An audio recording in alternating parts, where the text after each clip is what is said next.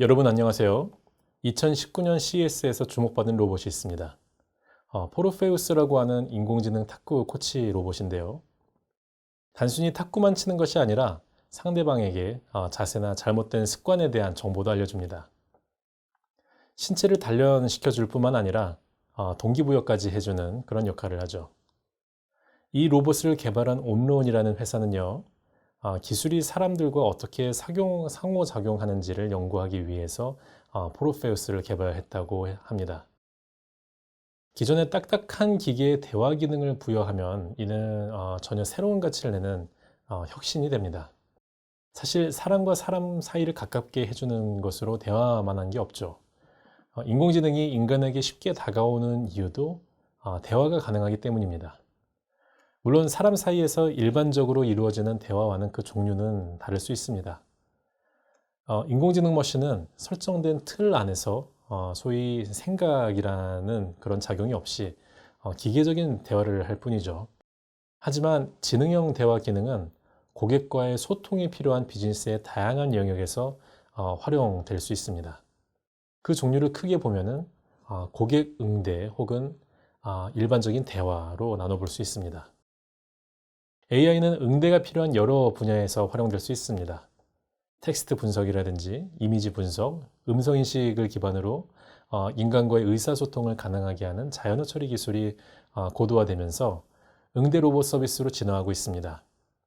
이미 많은 서비스 업체가 인공지능 챗봇을 도입해서 고객 응대를 자동화하고 있습니다.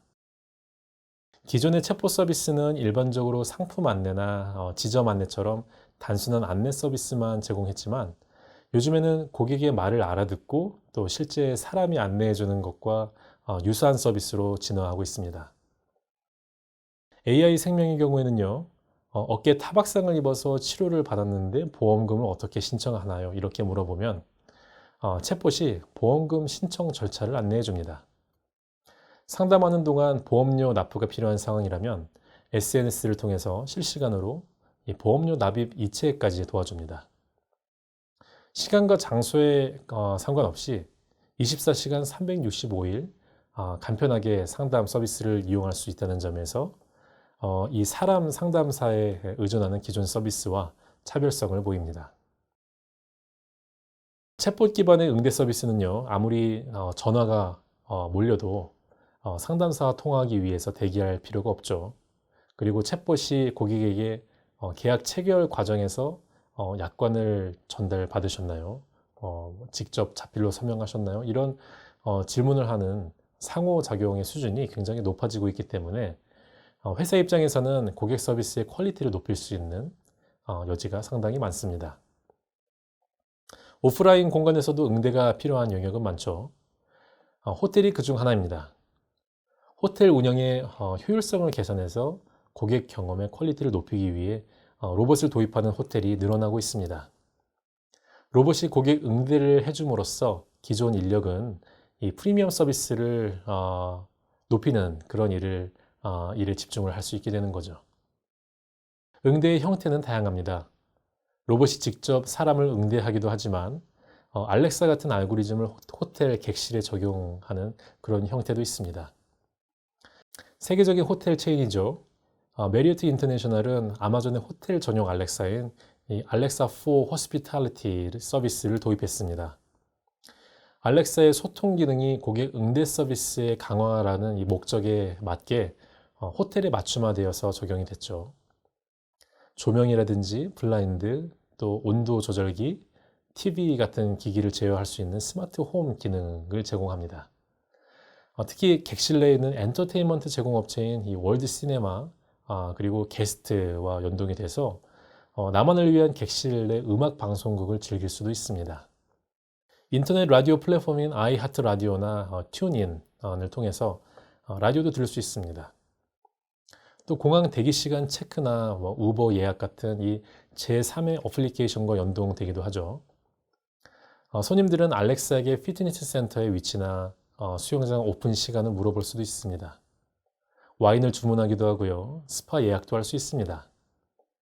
프론트 데스크의 이 호텔리어가 각 객실마다 있다고 해도 과언이 아닌 셈입니다. 물론 아마존이 지향하는 바가 단순히 호텔 응대 역량을 높이는 것만은 아니죠. 호텔 고객은 곧 아마존 고객이기도 합니다. 이 고객이 어느 호텔을 가든 맞춤화된 이 비서 서비스를 제공하겠다는 야심찬 시도이기도 한 거죠.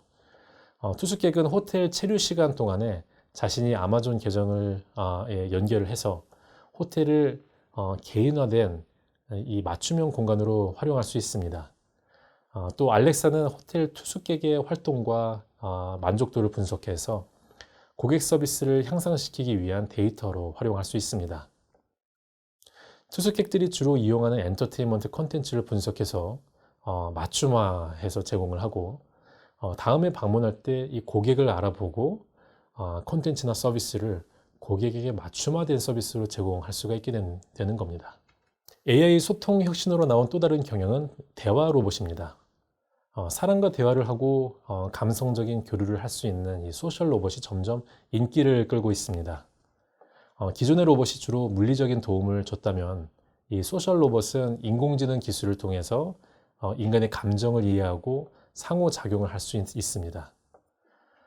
소셜 로봇은 인구 고령화라든지 1인 가구가 증가하고 또 가족이 해체되는 여러 가지 이 사회 문제에 대한 하나의 대안으로 나온 것입니다. 로봇은 자연스러운 대화를 통해서 사람이 원하는 내용을 파악하고 그에 맞춰서 작동을 합니다. 단지 명령을 수행하는 기계가 아니라 대화 상대로서 사람의 감정 상태를 파악하고 로봇 자신의 감정 상태도 사람에게 전달하는 식으로 정서적인 상호작용을 합니다. 최초의 소셜 로봇은 MIT 신시아 프리질 교수가 개발한 쥐보입니다. 2017년 미국 시사 주간지 타임이 선정한 올해 발명품 25선에 선정되면서 화제를 모았죠. 뉴스나 날씨와 같은 이 물어보는 질문에 답하는 것은 기본이고요. 얼굴의 아이콘으로 감정까지 표현합니다. 안타깝게도 이 지보는 2019년 3월에 서비스를 중단했습니다. 사실 혁신적인 제품이 시장에서 무조건적인 성공을 한다고 담보할 수는 없습니다. 상업성을 갖추는 것은 기술적인 혁신성과 조금 별개의 문제이기도 하죠.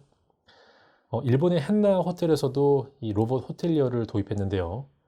정확성이나 자연스러움이 받쳐주지 못해서 한 4년 정도 지난 후에 로봇의 절반 정도를 없앴다고 합니다. 일본의 소프트뱅크 페퍼도 대표적인 소셜 로봇입니다. 카메라나 3D 센서 그리고 마이크로 사람의 표정과 몸짓, 목소리를 인식하는 감정인식 엔진을 가지고 있습니다. 인공지능으로 사람의 감정을 이해하고 읽어내서 적절한 질문과 대답을 하는 것이죠.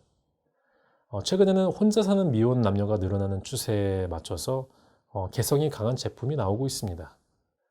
게이트박스가 그중 하나인데요. 게이트박스는 사용자의 취향에 맞는 캐릭터로 만들어진 가상의 일종의 좀 친구이자 사용자의 상태를 파악하고 대화할 수 있는 홀로그램 홈 로봇입니다. 게이트박스는 20인치 높이의 플라스틱 통으로 이루어졌는데요. 그렇다고 이 아마존 알렉사처럼 목소리로만 존재하는 건 아닙니다. 사용자를 위해서 열심히 움직이는 애니메이션 소녀라는 차별성을 지니고 있습니다. 게이트박스는 친구가 필요한 외로운 직장인을 타겟으로 시장에 나왔습니다. 일정을 알려주고 일기예보를 제공해 주는 것 외에도 현실의 친구처럼 사적인 의사소통도 할 수 있습니다. 알렉사나 시리는 어떻게 보면 아주 이 정보 제공 엔진인데요.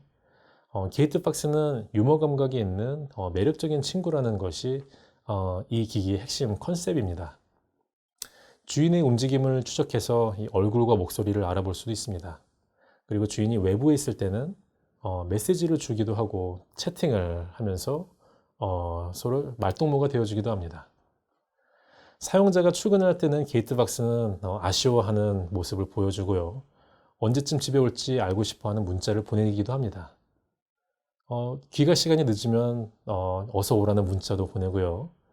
집에 들어오는 시간에는 미리 불을 켜놓고 음악을 틀어놓기도 합니다. 게이트박스의 인공지능 시스템은 기상시간이나 출퇴근 상황을 통해서 이 사용자의 생활 패턴을 배우고 여기에 적응을 할 수 있게 됩니다. 거울 같은 기존 상품에 이런 대화 기능을 부여하는 것도 제품에 새로운 가치를 불어넣는 방법입니다. 인공지능 거울 노베라라고 하는 거울이 있습니다. 사용자와의 대화 기능을 갖춘 스마트 미러입니다. 노베라는 거울에 비친 사용자의 얼굴을 통해서 건강이나 메이크업 상태, 그리고 이 심박수와 같은 이 단순 정보는 물론이고 심리학이나 미용, 의학 지식을 기반으로 건강에 이 더 심화된 정보를 주면서 대화까지 나눌 수 있습니다. 스피커가 장착된 인터랙티브 미러이기 때문에 사용자에게 칭찬의 말도 해주고요. 채팅도 할 수 있습니다. 흥미롭게도 이 미러는 독신 여성이 메인 타겟입니다. 일본의 인기 배우로 알려져 있는 후쿠야마 주은이라든지 카지 유키, 수아베 주니치와 같은 이 목소리가 나옵니다. 혼자 사는 여성에게는 좀 매력적으로 다가올 수 있습니다. 저는 개인적으로는 이런 생명이 없는 기계와 대화를 하고 감정적인 교감이 가능할지 사실 좀 적응이 되지는 않습니다. 하지만 이런 이 생명력을 느낄 수 있는 소셜 로봇으로 발전하기 위해서는 인간과의 상호작용이 매우 자연스러워야 하고요. 또 반응이 매번 똑같아서는 안 되겠죠. 학습을 통해서 새로운 반응을 만들어 갈 수 있는 점에서 인공지능의 가능성은 열려 있다고 볼 수 있습니다. 사용자의 명령을 정확하게 인지해서 수행하는 것도 중요하지만 명령을 하지 않아도 이 사용자와 소통할 수 있어야지 보다 생동감 있는 소셜 로봇이라고 할 수 있습니다. 이를 위해서는 주변의 상황을 인식하고 또 사용자가 무엇을 필요로 하고 어떤 행동을 할지 예측할 수 있어야 하겠죠. 부부가 함께 살면서 점점 닮아가듯이 소셜 로봇 또한 사용자와 생활을 하면서 사용자의 기호에 점점 더 잘 맞춰져야 합니다. 이 부분에서 소셜 로봇의 가치가 있는 것입니다. 인공지능 대화 기능은 기존의 이 제품과 서비스에 사회적인 기능을 불어넣는 것입니다. 바로 이 지점에서 상품 가치가 커지는데요. 명령만 수행하는 이 몸이 건조한 기계가 나의 기분과 필요를 알고 또 다정하게 대화를 건네는 사회적 존재로 탈바꿈되는 것입니다.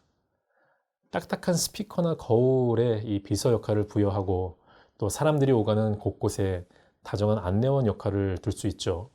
외로운 사람들의 이 대화 친구 역할을 해줄 수도 있고요. 1인 가구가 증가하고 또 개인주의 경향이 점점 심해지고요. 또 고령화 때문에 인간적인 친밀감이 점점 사라지는 시대에 이런 소프트한 기능은 어쩌면 하나의 대안이 될 수도 있을 것 같습니다. 오늘은 AI의 소통 혁신에 대해서 말씀드렸습니다.